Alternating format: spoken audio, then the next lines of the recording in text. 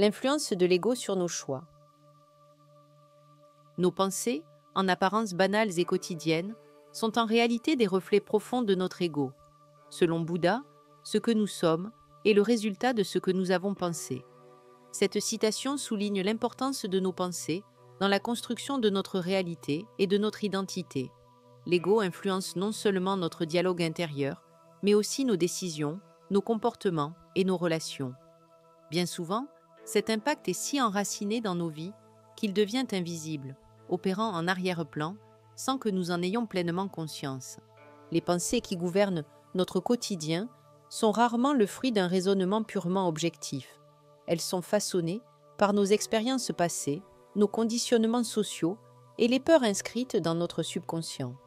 Ce flux constant de pensées voyage souvent entre le passé, où il ressasse nos regrets et nos erreurs, et le futur, où il anticipe des peurs et des incertitudes.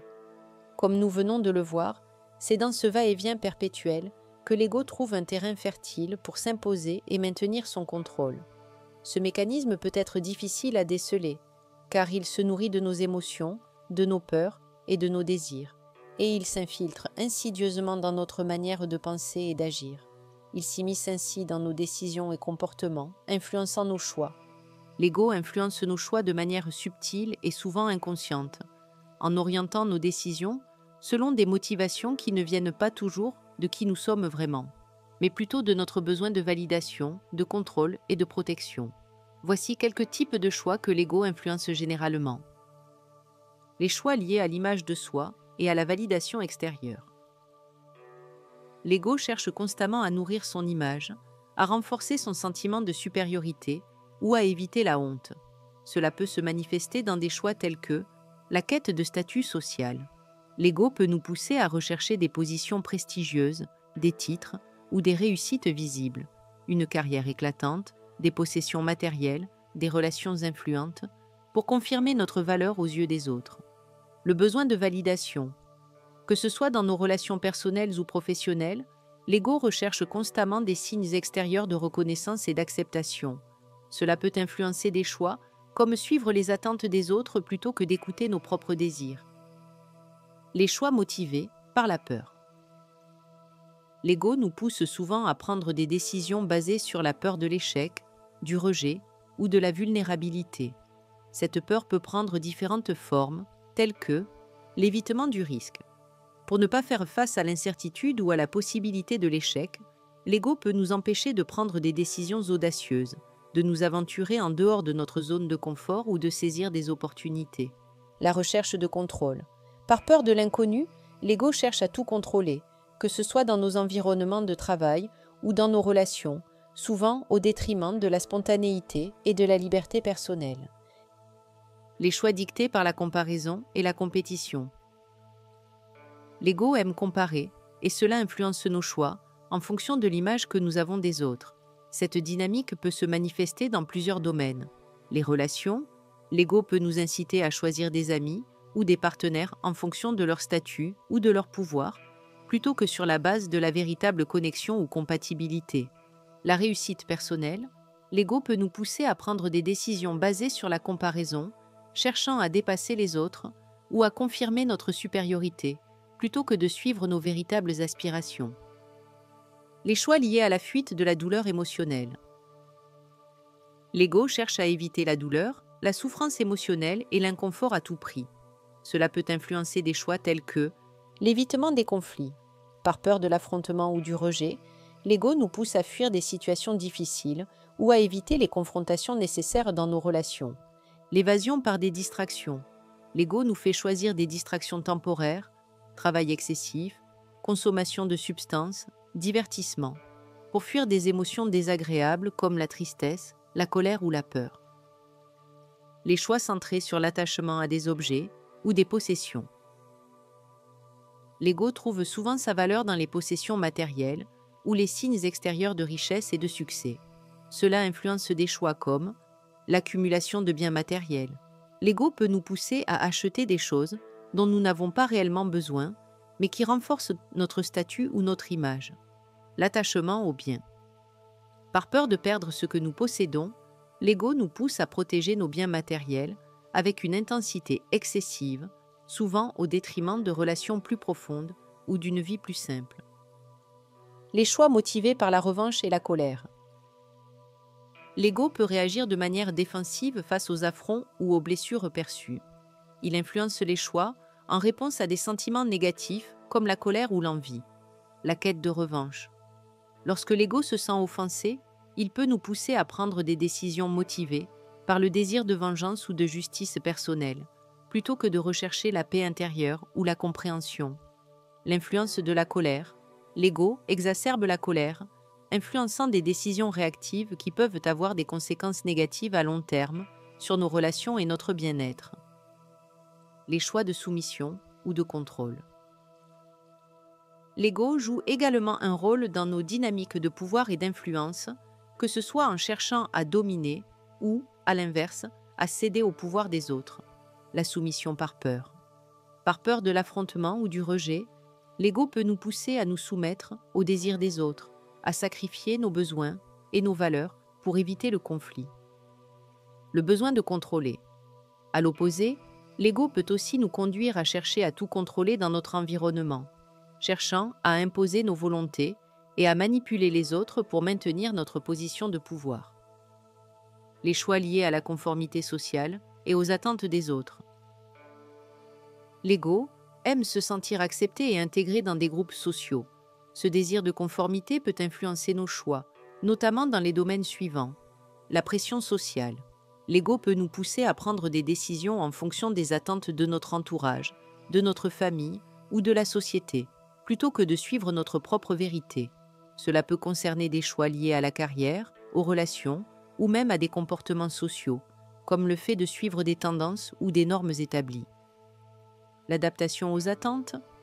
Par peur du jugement ou de l'exclusion, l'ego peut nous amener à modifier notre comportement ou nos choix pour correspondre à ce que l'on suppose être acceptable ou attendu, même si ces choix ne nous correspondent pas vraiment.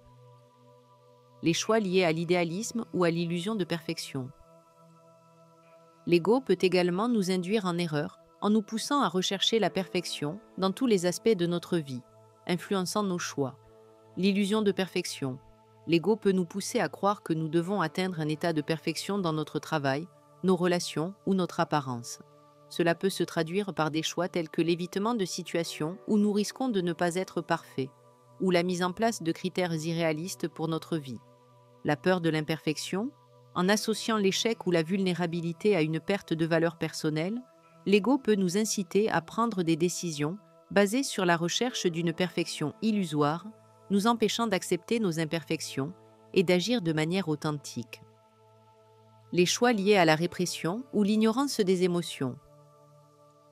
L'ego a aussi tendance à minimiser ou réprimer certaines émotions jugées négatives, ce qui peut influencer nos choix d'une manière plus indirecte. L'évitement des émotions désagréables. L'ego préfère ignorer ou réprimer des émotions comme la tristesse, la colère ou la vulnérabilité. Cela peut nous pousser à éviter des choix qui nous mettraient en contact avec ces émotions, comme éviter des conversations difficiles ou fuir des situations où nous risquons de nous sentir émotionnellement exposés. La minimisation de la douleur. Par exemple, pour éviter la douleur liée à une rupture ou à une perte, l'ego peut nous inciter à faire des choix qui prolongent une situation insatisfaisante ou à chercher des solutions superficielles, comme des distractions ou des substituts émotionnels. Les choix motivés par le besoin de sécurité.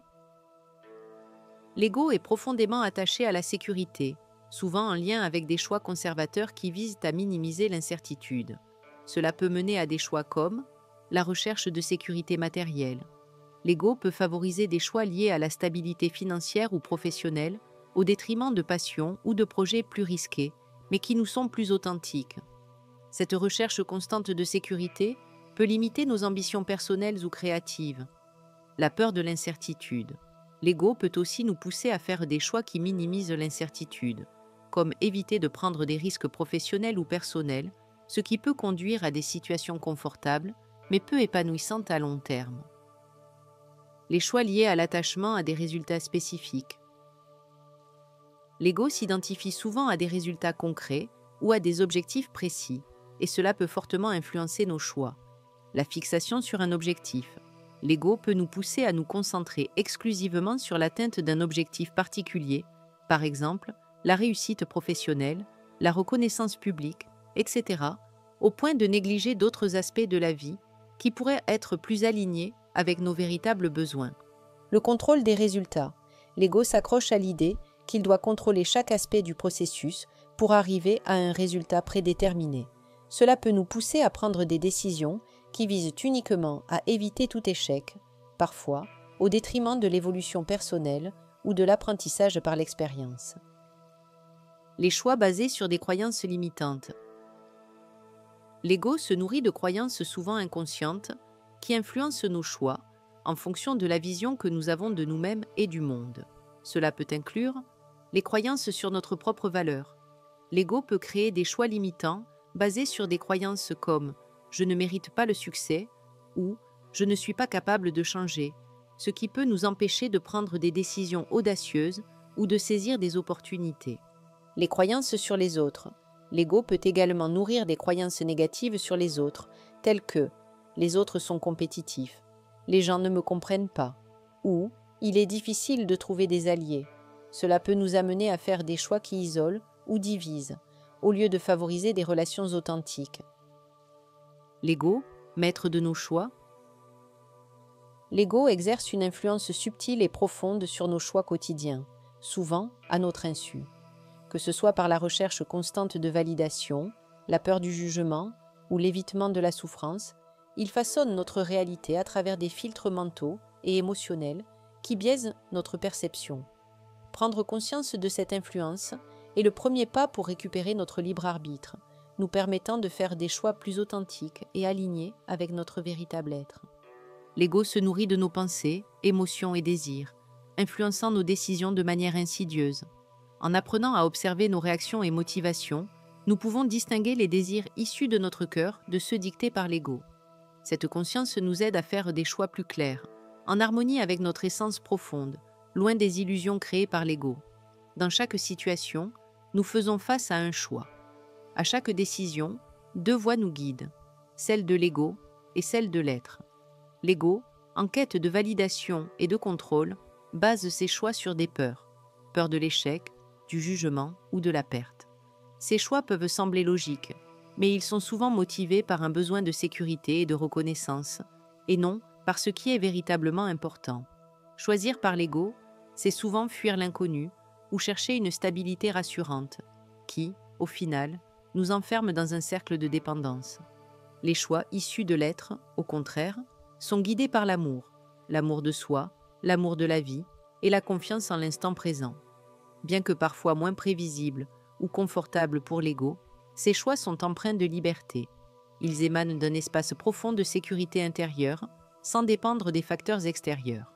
Choisir depuis l'être, c'est s'éloigner des peurs, accepter l'incertitude et faire confiance à notre capacité à relever les défis de la vie. La distinction entre ces deux types de choix réside dans la conscience avec laquelle nous les faisons. À chaque décision, prenez un instant pour observer vos motivations profondes. Est-ce que votre choix est dicté par une peur de l'échec ou du jugement? Ou bien, provient-il d'un espace de confiance et d'amour, ancré dans l'instant présent? Cette pratique d'observation nous permet de faire des choix plus alignés avec notre essence véritable. Peu à peu, faire des choix depuis l'être devient naturel et nous nous connectons davantage à ce qui est réellement important pour nous, loin des illusions et des exigences imposées par l'ego. En apprenant à reconnaître l'ego dans nos pensées et comportements, nous éveillons l'observateur conscient en nous. Détaché de l'emprise de l'ego, cet observateur reste ancré dans l'instant présent, là où réside la véritable liberté. Reconnaître l'ego n'est pas une bataille, c'est un processus d'acceptation et de compréhension. Chaque pensée identifiée comme issue de l'ego devient une occasion de revenir à l'instant présent et de choisir autrement. Ainsi, chaque prise de conscience ouvre la voie à des choix plus clairs et plus alignés avec notre véritable nature. Vous ne pouvez pas arrêter les vagues, mais vous pouvez apprendre à surfer. Jon Kabat-Zinn. Merci de votre écoute. Vous pouvez retrouver le lien vers le livre complet dans la description et la suite de la lecture de ce livre sur la chaîne YouTube La Pensée Holistique. Pensez à vous abonner pour être averti des mises en ligne des prochains chapitres. Et aussi, retrouvez tous les liens vers les ressources inspirantes de Full Coaching directement dans la bio.